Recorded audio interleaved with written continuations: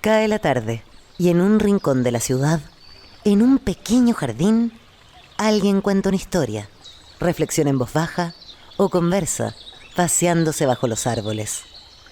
Es hora de volver a casa, bajar la velocidad y darle tiempo al tiempo. Christian Warnken nos abre la verja de su jardín para que respiremos aire puro y oxigenemos el espíritu. En Pauta, aquí comienza Desde el Jardín. Una presentación de Grupo Educar, construyendo el futuro de la educación técnico-profesional en Chile. Lo esencial de toda exploración será volver al propio jardín y ver las cosas por primera vez, decía el poeta T.S. Eliot. Muy buenas tardes, queridas y queridos radiovidentes que nos ven y nos escuchan en Antofagasta, en el norte, en la quinta región, Viña del Mar, Valparaíso, la región metropolitana, y a todos los radiovidentes sureños un especial saludo, Temuco y Punta Arenas. Hoy día es lunes 15 de diciembre del año 2025 y ayer triunfó en un triunfo rotundo y claro el candidato republicano José Antonio Kast, quien será el próximo presidente de la República, a la candidata oficialista Janet Jara. Hay un dato interesante y curioso. Este programa El Jardín, el primer entrevistado al Jardín fue José Antonio Kast, quien llegó de incógnito al Jardín. Hicimos todo un juego. Él llegó con un yeso o una venda en el pie porque lo habían golpeado en una universidad en el norte, lo habían agredido. Ha pasado mucho tiempo, han pasado muchos años y ahora será ungido en marzo como el nuevo presidente de la República de Chile. Pero esto requiere un análisis un poco más profundo de cuáles son las corrientes subterráneas, los movimientos, las pulsiones, los impulsos que están movilizando a la sociedad chilena. Una reflexión, yo diría, más filosófica o con un poquito más de espesor. Y por eso invité a caminar esta tarde en el jardín a Hugo Herrera. Él ya ha estado acá en el jardín varias veces. Además, es columnista de Radio Pauta, abogado, doctor en filosofía, profesor de la Facultad de Derecho de la Universidad Diego Portales y autor de interesantísimos libros, varios de los cuales permiten también tratar de entender cuáles son los pensamientos de la derecha y las derechas. La derecha en la crisis del Bicentenario, un libro que he citado también muchas veces y muy interesante sobre lo que fue el estallido octubre en Chile. Mario Góngora, El último romántico, hablamos de ese libro aquí en el jardín.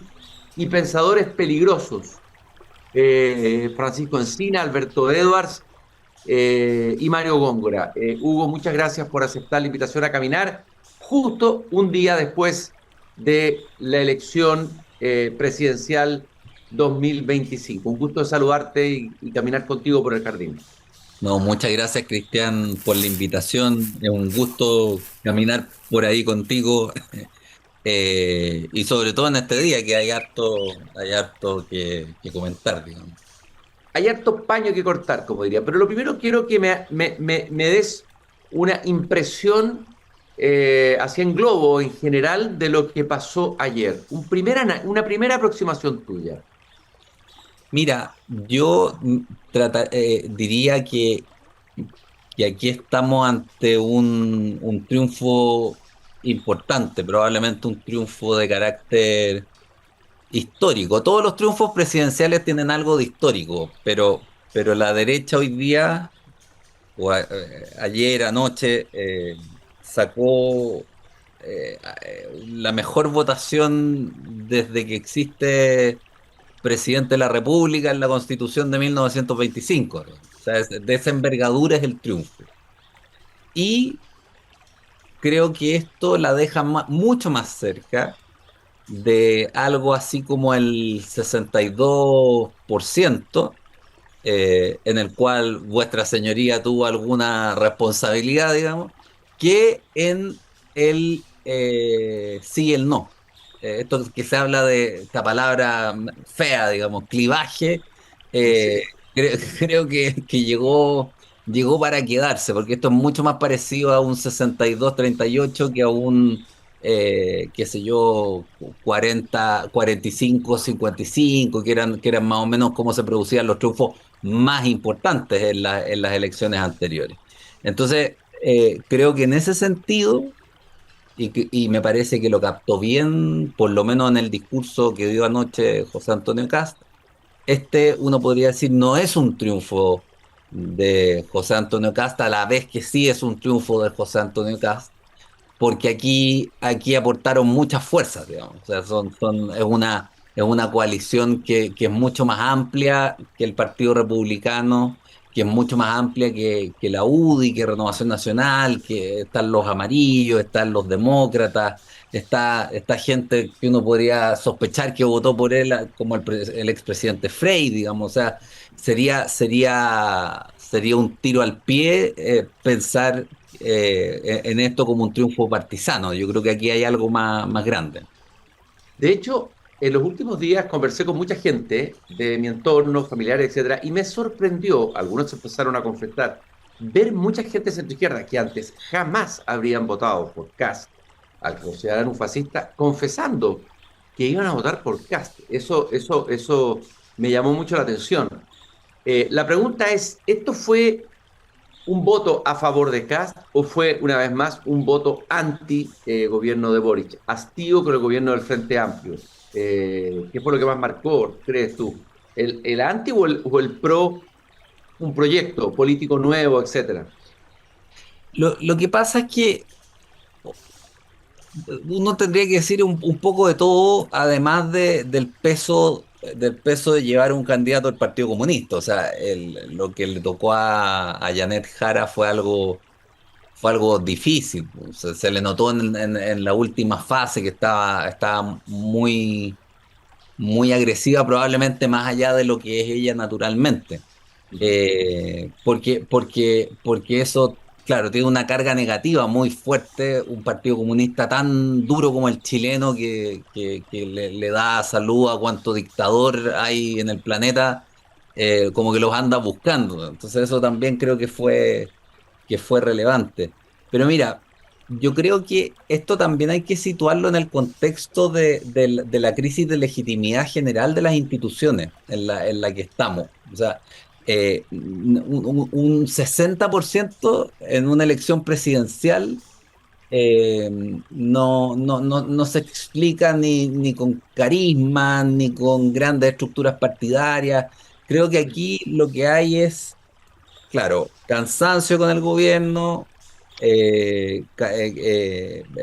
resquemores respecto del Partido Comunista, pero sobre todo cansancio con el gobierno porque se esperaba que este gobierno empezara a sacarnos de la crisis, a relegitimar las instituciones. Aquí llegaba una generación prístina, no tocada por el mal de la concertación y lo que fueron los 30 años, y que venía a imprimir un giro a la política en Chile. Yo me acuerdo que se hablaba de que la matriz productiva había que alterarla, de que la inversión en investigación y desarrollo era escuálida, de que había que eso multiplicarlo por 10 poco menos, y que había que hacer grandes reformas en salud, en educación, qué sé yo.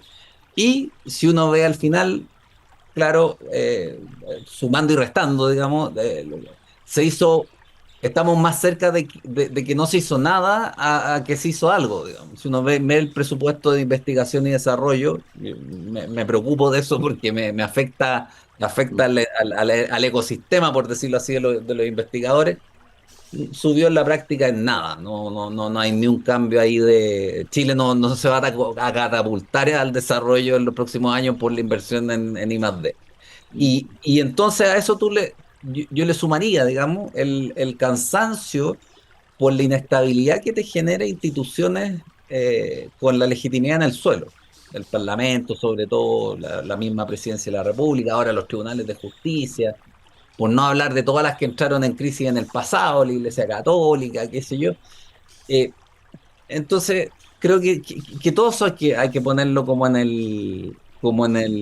a la vista para poder entender qué es lo que está en juego y no solamente qué es lo que ganó, sino qué es lo que se va a esperar de Kast, digamos. O sea, yo creo que Kast debería ser muy cuidadoso porque ya le pasó una vez que fracasó su propuesta constituyente. Debería ser muy cuidadoso en analizar las distintas capas de expectativas que hay con su gobierno. Oye, Hugo, Tú hablaste de los clivajes, hablaste principalmente del clivaje octubrista y antioctubrista, no sé cómo se le o modernizador, gente que estaría por la modernización capitalista frente a la refundación total y la destrucción del neoliberalismo. Pero parece que se metió también otro clivaje, esto se lo escuché a Tomás Mochati en una columna en la radio Bio Bio, y hay que estar atento a él, dijo que es el que capitalizó París en la primera vuelta, que es casta elite, que es como una bronca contra la élite transversal, contra la clase política, ni facho ni comunacho. Si bien Parisi no logró movilizar el voto nulo como había pensado, sin embargo, es la mayor cantidad de votos nulos y blancos de hace mucho tiempo, de casi todas las elecciones, un 7%. Es decir, ahí hay un clivaje peligroso para el sistema democrático. ¿Cómo lo ves? Y creo que tiene que hacer Cast para que no eso lo vaya finalmente a terminar tumbando también a él, ¿no? Claro. O sea, yo creo que es muy pertinente lo que tú planteas, porque yo creo que ahí está el meollo de la crisis por la que estamos pasando. O sea, Parisi puede obtener tantos votos porque en el fondo también expresa un síntoma. Nuestra crisis, yo diría la crisis de legitimidad de las instituciones, más allá de los enfrentamientos izquierda y derecha, no es una crisis de bandos. Y se reflejó anoche, o sea, se dieron con todos los candidatos en la segunda vuelta. Fue muy agresiva, muy de mal tono. Yo creo que los dos cayeron como una especie de pelea de barro que ninguno de los dos quería, en la que ninguno de los dos quería estar. Pero después de eso, bueno, anoche ya el clima cambió. Ya, en la noche del domingo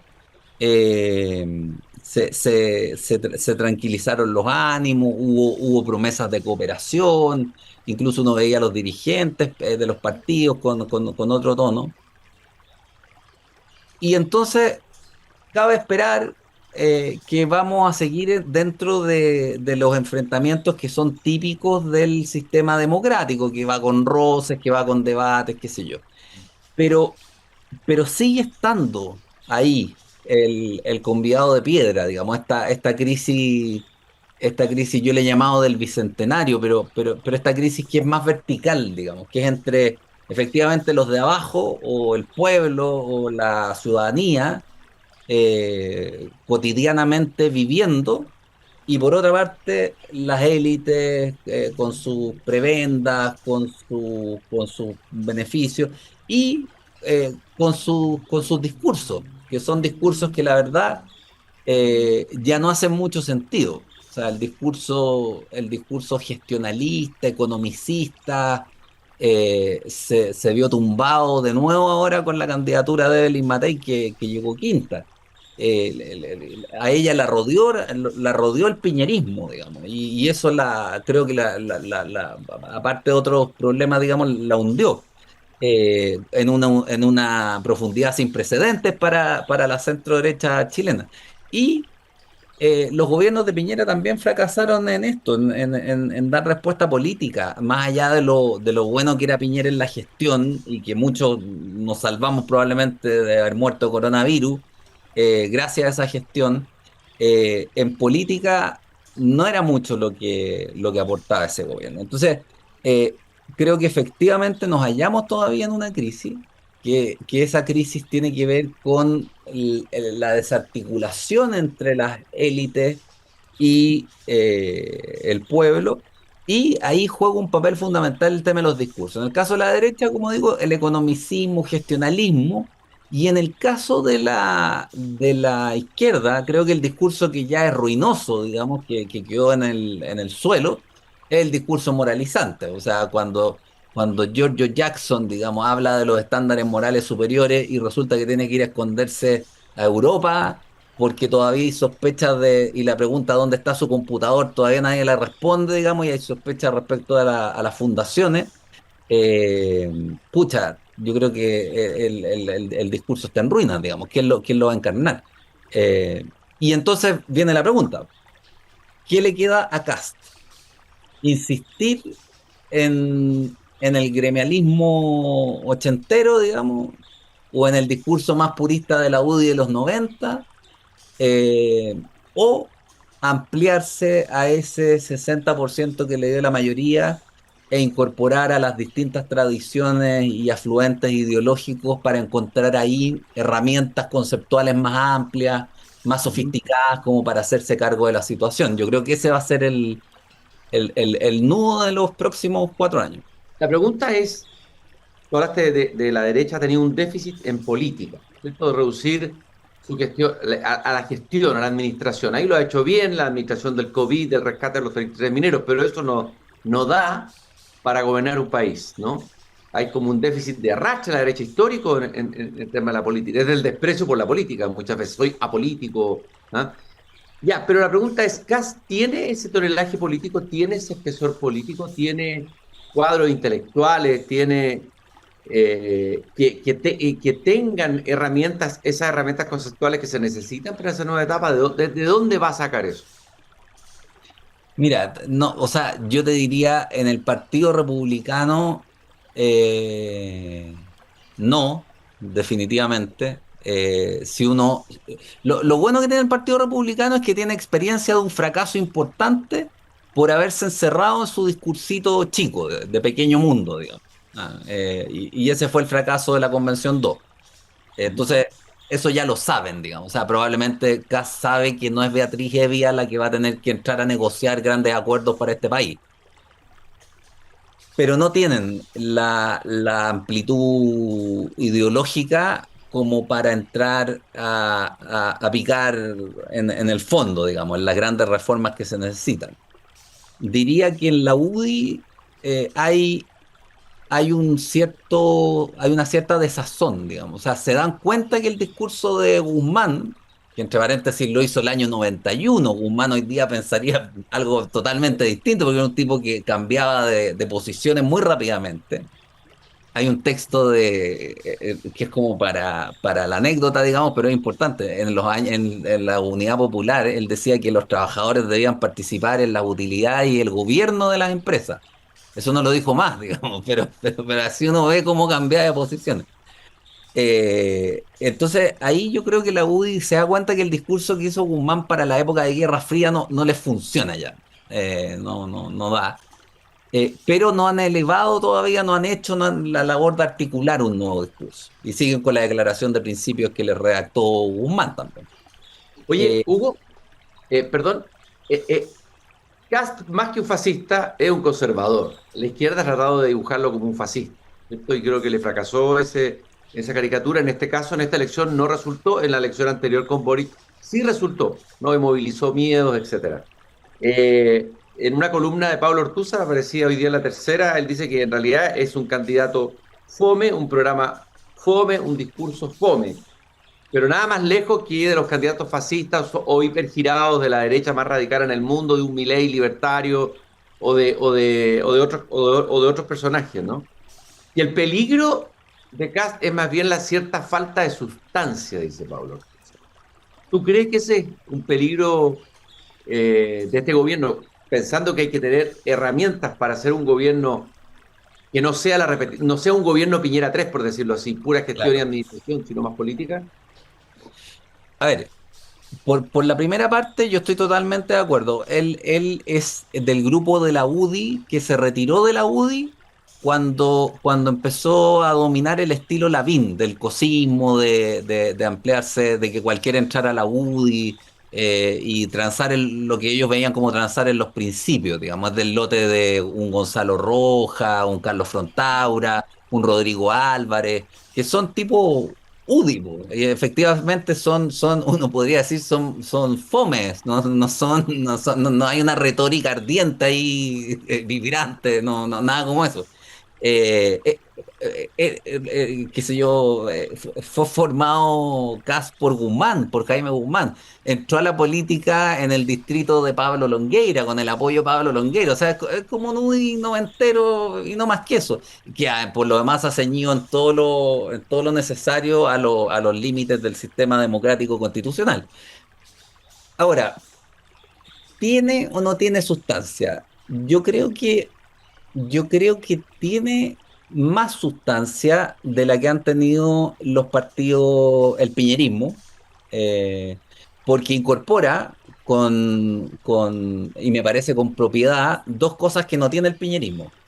Uno, un discurso de seguridad pública mucho más diferenciado, que se hace cargo del problema de manera, me parece, un poco más integral, y que debiera llevarlo necesariamente, cuando tú hablas de que vas a echar 300.000 personas, digamos, tiene que hacerte esta pregunta, a reflexionar de qué es lo que significa ser chileno. Eh, Tú no puedes aceptar inmigrantes así masivamente sin hacerte esa pregunta, porque de lo contrario estás provocando, estás incoando, digamos, un conflicto gravísimo. Entonces, me parece que está obligado a seguir profundizando en esa línea. Y por otra parte, creo que José Antonio Kast se ha visto enfrentado al fracaso político de su grupo y de los dos gobiernos de Piñera. Entonces me parece que entiende, a porrazos, digamos, pero en esto los porrazos son importantes, que la política no se puede construir con mero economicismo y gestión. Y el mismo hecho de que haya sido tan abierto, digamos, a la incorporación del que quisiera apoyarlo, porque la verdad, eso también hay que valorarlo. Hay grupos que son sectarios y no dejan a cualquiera apoyarlo. Esto yo creo que le pone una exigencia, porque obviamente que la materia ideológica de los demócratas, de los amarillos, del expresidente Frei, por mencionarlo, de una parte de Renovación Nacional que es más tradicional, por decirlo así, incorpora corrientes que ya no son las típicas, que ya no son el Chicago gremialismo, por decirlo así. Entonces, se le desordena el naipe ideológico interno y eso mismo creo que da espacio para un diálogo que profundice la comprensión ideológica que han tenido las derechas así, desde la dictadura en adelante, porque por lo demás, esto lo hemos conversado, pero si uno dice Góngora, Encina, Edwards, está diciendo la tradición más importante de los ensayistas chilenos, eran todos más o menos de derecha y pucha, entendían la política desde la política, pues, no de la economía. Ahora, a mí me ha tocado, para esto de Góngora lo he sacado dos veces en entrevistas que le he hecho a gente que se supone que es conservadora o de derecha. Y le hablo de Góngora, inmediatamente veo que ponen una cara como casi así de pregunta y digo ya, no voy a seguir para acá porque si no los voy a dejar como ignorantes. Yo que no soy de ese mundo, no conocen a Góngora. Entonces, no sé si me entiende. La pregunta que te hago, de ese pensamiento conservador chileno, que es bien rico, esos ensayistas que tú has seguido en tus distintos libros, cité recién el libro sobre Góngora, que es un gigante, uno podrá estar de acuerdo con otros ustedes, pero es un tremendo humanista, un tremendo pensador que tiene la derecha, pero que ha estado bien ninguneado, invisibilizado, ¿va? Por esa misma derecha, incluso gremialista, ¿no? Claro. ¿Cuál de esos pensadores o de ese pensamiento puede servir en estos días, puede servir para iluminar nuestra crisis hoy y puede dar algunas herramientas conceptuales interesantes, actualizándolo, obviamente, no leyéndolo literalmente, crees tú? Mira, o sea, si a mí me preguntaran, yo diría, en esos tres está sintetizada la historia de Chile del siglo XX y de esos tres debemos aprender, digamos, Encina, Góngora y Edwards. Pero pensando en un análisis de la situación real, como diría un comunista, de las fuerzas sociales que están en juego aquí en la derecha, yo te diría que todos, o sea, todos aportan un poco, digamos. Porque si yo leo a Rolf Luder, su historia económica de Chile, cuando dice que Chile creció realmente en el siglo XIX, bajo el régimen portaliano, mucho más que en la época de los Chicago Boys, bueno, yo eso me lo respeto para Rolf Luder, digamos, o sea, es un tipo honesto intelectualmente, al punto que es capaz de decir, bueno, nuestro éxito no fue lo que tiene a Chile en la situación institucional en que la tiene hoy día. Estaba hablando cuando Chile iba bien todavía. Eh, yo diría, hay aportes de pensadores liberales clásicos que son fundamentales para contrarrestar el riesgo totalitario de la izquierda, sobre todo de la izquierda más dura, el Partido Comunista, qué sé yo. Y también estos otros personajes. El pensamiento económico chileno eh, ha tenido un gran desarrollo, entre otras cosas, precisamente porque hubo gente que fue a estudiar en una universidad de primer mundo en una época en que nadie estudiaba en universidades de primer mundo, como fue Chicago.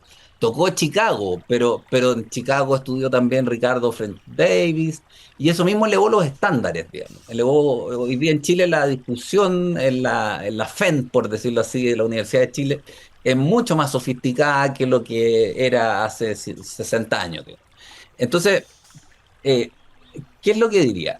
Creo que en la derecha, esto es un intento de esquematización, pero uno podría distinguir cuatro grandes tradiciones, hablando de las derechas e incorporando aquí, haciendo el saco gigante, va a dar el 60%. Tú tienes una derecha liberal laica, una derecha liberal conservadora. La liberal laica era el área liberal de RN antiguo, la Unión Nacional, qué sé yo, de Alamán, que después ahora podríamos decir Evópoli o algunos liberales por ahí. La liberal conservadora, la UDI. Pero también hay una derecha social cristiana, que fue muy importante en el pasado.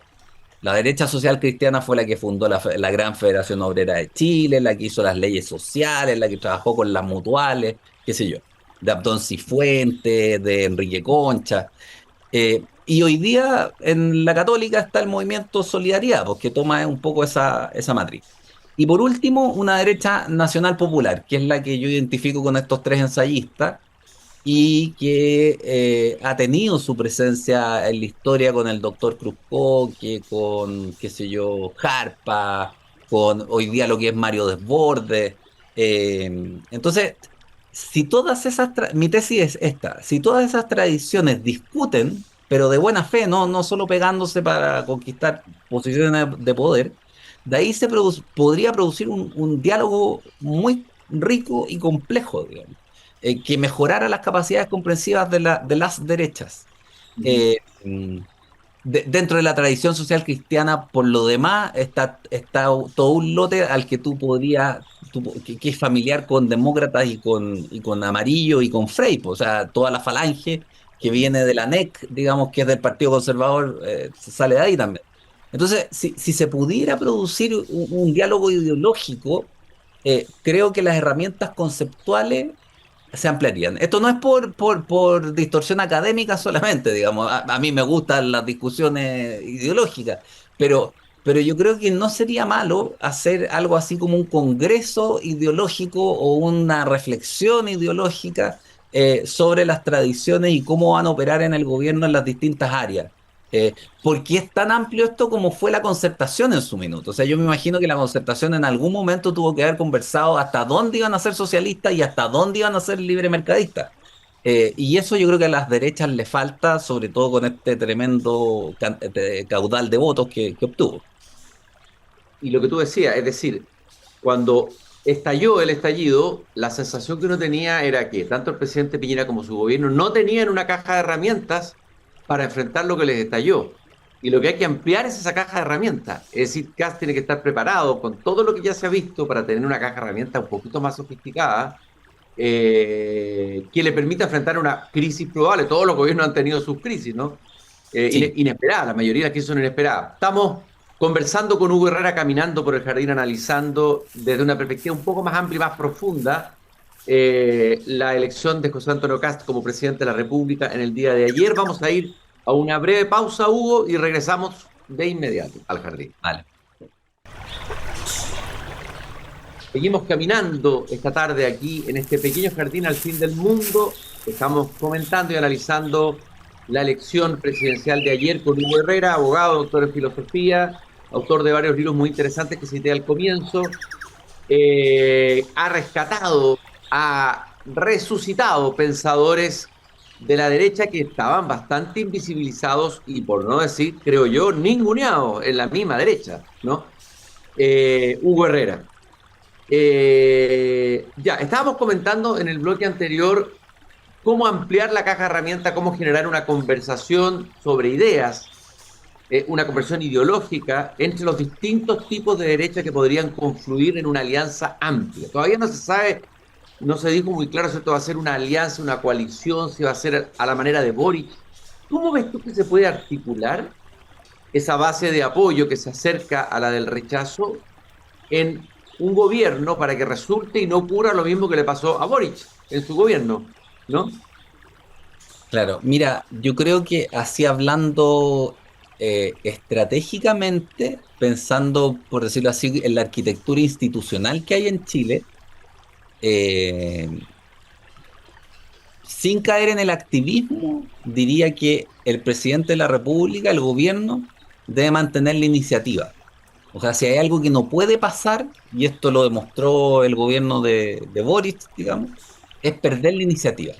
Porque ahí empieza como la batea a irse para cualquier lado, digamos, el agua, y el país se desencaja, y cualquiera aparece con una emergencia y te dedicas a administrar emergencia más encima de baja estofa, digamos, incluso. Escándalo, se toman la agenda. Entonces, creo que lo principal es tener una agenda clara con plazos, qué sé yo, de reformas. Algunas en el Parlamento, otras por medidas, qué sé yo, del gobierno. eh, y eso eh, creo que lo mínimo debería ser consensuarlo con los partidos cercanos al gobierno, no necesariamente de la alianza, digamos, con todos los sectores que contribuyeron a ese 60%. Una vez, una vez claros en eso, tú te puedes poner a avanzar en reformas que creo que son de calado. O sea, cuando uno habla del tema de la seguridad, cuando uno habla del tema de la inmigración, son temas importantes, delicados, donde está involucrada la dignidad humana, donde tú tienes que dar definiciones de fondo, como te decía, que primero para pensar a quién admitimos y a quién no admitimos hay que pensar qué es lo que significa ser chileno o chilena. Eh, y lo otro que creo que es importante, que no hay que dejar de lado, es pensar el asunto más que en términos, pensar la salida de la crisis, más que en términos de Estado o mercado, en términos de capacidades institucionales. Porque hoy día nosotros tenemos una economía que probablemente tiene algunas fortalezas, pero cuyas capacidades institucionales son muy frágiles, es muy poco compleja. O sea, si quisiéramos fabricar, por decir algo, autos en Chile de nuevo, sería muy difícil volver a hacerlo. O vehículos acorazados, digamos. La Armada tiene una iniciativa con el tema de las fragatas. Pero, pero tú al Estado debes darle también rigor institucional, porque por otra parte, si quisiéramos apalancarnos en el Estado, tú tienes el problema de que hay muchos servicios, muchas áreas del Estado, el área municipal, el área de las gobernaciones, qué sé yo, donde también las capacidades institucionales son muy frágiles. Entonces, por más que decretes medidas, eso no se va a cumplir, digamos, no va a llegar a, como se habla ahora, a los territorios. Entonces, creo que una mirada, lo he dicho varias veces, pero creo que el ejemplo es bueno. En Chile se dice, la derecha dice, el mercado eficiente, el Estado ineficiente. Pero yo te aseguro que si uno trajera burócratas franceses o italianos, digamos, a trabajar a las empresas chilenas, te las tendrían mucho más eficientes que el Estado en muy poco tiempo, porque son cuadros muy preparados, muy ilustrados. Mientras que nuestras empresas no tienen esos cuadros, y el Estado tampoco. Entonces, al final tú necesitas esa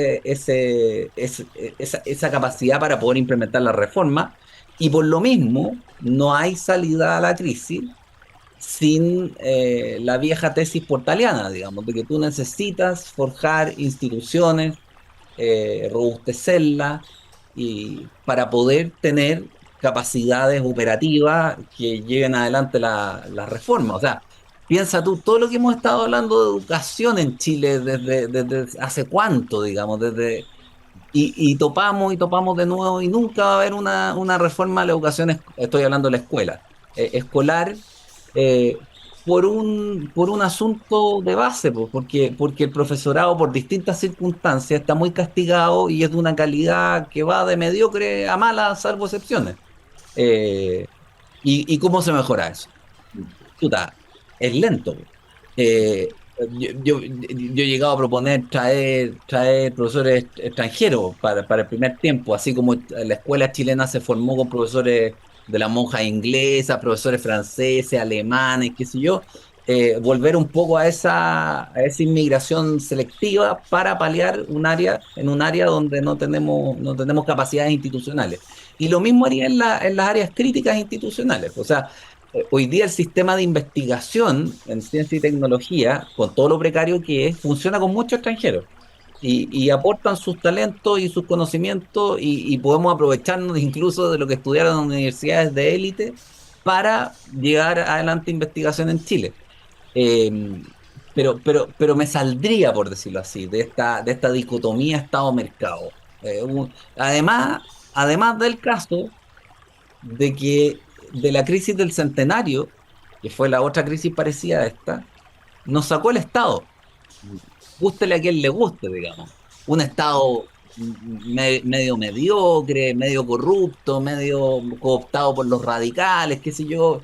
Pero fue el Estado el que armó la Corfo, el que armó, qué sé, yo, la Contraloría, los carabineros, las investigaciones, el que se modernizó, el que creó los rudimentos de un Estado social y que pacificó la revuelta o los conatos de revuelta que había en el centenario y le dio al país 4 décadas de paz, lo que no es poco, y de cierto progreso. Entonces, Hugo, bueno, el mismo José Antonio Caz dice que los vamos a sorprender. Tal vez él puede sorprender encarnando ciertas ideas o quitándoselas ciertas banderas que eran como más de la izquierda, pero dándole obviamente otra dirección. Una, la educación, podría ser un gobernar es educar, ¿no es cierto? Tomar ese tema. Y lo otro, mirar el Estado y no desde el dogmatismo ultraliberal o neoliberal o lo que se quiera, sino que sorprender, ¿no? Apuntar en la dirección que tú señalas. Creo que esos golpes de efecto pueden ser importantes. ¿Ah? Eh, y, realmente. lo, y lo otro es que el gabinete que tenga o las figuras que van a ser los rostros de su gobierno no sean los mismos elencos o el tipo de elenco que vimos en los gobiernos de Piñera. No estoy desmereciendo su capacidad técnica, pero todos egresados de la Católica, de la Universidad de los Andes, buenas universidades, evidentemente, jóvenes doctorados, digamos, de la élite más privilegiada del país, pero no ver el país real. No sé qué te parece a ti en ese elenco. Eso yo creo que es importante para ese voto de rechazo y de molestia que se tradujo en el voto de París y que hay que decir que casi entró en la segunda vuelta. O sea, ¿cómo habría cambiado el escenario, no? Claro. Entonces, ¿cómo lo ves tú eso? ¿Cuáles son los golpes de efecto, de cambio de imagen que tiene que dar para que esto no se entienda como un gobierno Piñera 3, sino que sea radicalmente distinto? Sí, o sea, tú tienes toda la razón en que una parte importante, sobre todo simbólica, pero también comprensiva, es que los ministros y subsecretarios o subsecretarias, qué sé yo, las autoridades superiores de la República, por decirlo así, no provengan, claro, de las 5 comunas más ricas de la región metropolitana, por ponerlo de alguna manera. Eh, y creo que igual hay algo que no es malo. Yo le he pegado mucho a Bópoli, pero creo que Bópoli es como la encarnación del piñerismo. De hecho, dicen las malas lenguas, que Evópolis se formó porque Piñera le pasó las listas de funcionarios y de cuadros a la gente de Evópolis y con eso armaron el partido, digamos. Era un partido funcional totalmente a Piñera y ese fue su activo, pero era un partido de el hijo de Hernán Larraín, el hijo de Carlos Cruz Coque, el hijo de, qué sé yo, Castel, el de la Odeplan. Eh, no está mal ser hijo de alguien, digamos, pero aquí estos no brillaban con luces propias antes de ser hijos de. Entonces creo que en eso fue un partido muy oligárquico y su autoextinción creo que en cierto modo podría ser un aporte para evitar esta piñerización del gobierno. Con todo el respeto al presidente Piñera, yo escribí una columna en donde dije lo que había aprendido de él y la importancia que le daba a la gestión. Pero aquí estamos en otra cosa, necesitamos política. Ujú. Y para eso, efectivamente, yo creo que una tentación es volver a las universidades de siempre y mantener esa cosa social que tiene la derecha que es tan complicada. Eh, pero claro, quizás esa sea otra de las sorpresas que nos tenga deparado Kast. Ahora, a mí en política me pasa esto que uno muchas veces se sorprende, pero la mayoría de las veces para mal, digamos, es terrible. Oye, Pero el discurso de anoche lo encontraste, ya, algunos lo encontraron muy fome. A ver, pero ¿qué es lo que uno entreveía en ese discurso? ¿Qué viste tú? ¿Hacia dónde iba Kast? ¿Hacia dónde apuntaba? mira, te iba a mencionar justo el discurso, porque lo encontré, más allá de fome o entretenido, lo encontré bien humano. Ujú. O sea, Sí, como un tipo efectivamente, ¿eh? Tienes razón. sacándose, como el caballero que ya se agarró a papes, digamos, y se sacó la coraza, está tranquilo. Y habló, qué sé yo, de su familia, habló de sus convicciones religiosas, pero nunca en tono de imposición, digamos, sino que como diciendo, esto es lo que soy yo y tampoco estoy dispuesto aquí a arrasar con el país, quiero Sí, incorporar. y habló como de pequeños gestos, de ir a ver al adulto mayor, de preocuparnos del otro, cada uno hace sus gestos, apeló como a cosas cotidianas, no hubo un discurso ideológico, eso te quiero decir. No, no. Incluso nos reíamos con mi señora porque decía, si a uno le pintan la pared, uno tiene que ir a Sí, pintar. Le salió el alemán, digamos, sí, de tener su entorno bien ordenado, bien arreglado, bien bonito. sí. Eh, Fue un discurso sobre todo humano. Y ese tono, si lo llegara a mantener durante el gobierno, sería el mismo que lo obligaría a incorporar en el gabinete personas diversas, distintas. Creo que además la paleta de partidos que lo apoyó tiene esa gracia, ¿no? Mm. O sea, ahí él tiene una fortaleza, porque a diferencia de lo que le pasó al Frente Amplio, que tenía una paleta amplia, pero estaban peleados en dos alianzas, que se estaban sacando los ojos porque había una lucha generacional, aquí no hay lucha. O sea, salvo no conocerse, los cuadros y que algunos son más de derecha, otros más de izquierda, pero no hay una disputa por un poder entre los partidos actuales. RN y la UDI ya saben cuánto calzan, quedaron reducidos, pero no extinguidos. Los amarillos y los demócratas solo tienen que ganar en el gobierno en la medida en que operen ideológicamente de manera inteligente. Los aliados independientes lo mismo, pero no hay rivalidades enconadas, por decirlo así. Y esa paleta de colores, yo creo que la debiera usar Castro, es su activo, es su activo para armar un gabinete con gente de regiones, con gente de Santiago, con gente rica, con gente más pobre, con gente de institutos profesionales, digamos, de universidades de élite. Y yo creo que por ahí también se logra ampliar la capacidad comprensiva. eh, cuando tú tienes esas familiaridades. Oye, Hugo, la última pregunta, hablamos solo de la derecha, hablamos de Kast, bueno, porque esto es especialidad también, pero la izquierda es una derrota histórica. Uno esperaría un autoanálisis, leí una columna de Carolina Toá que apuntaba en esa dirección en el Mercurio de hoy día, una autocrítica y una revisión profunda. Pero ellos ya tuvieron una derrota gigantesca en el plebiscito y nos da la impresión que hicieron un descenso, una catábasis y una revisión profunda, ¿no? Como habría sido la renovación socialista en la época de la dictadura. ¿Tú crees que esta izquierda se va a ver obligada a hacer ese exceso? ¿Qué vislumbras ahí en la izquierda?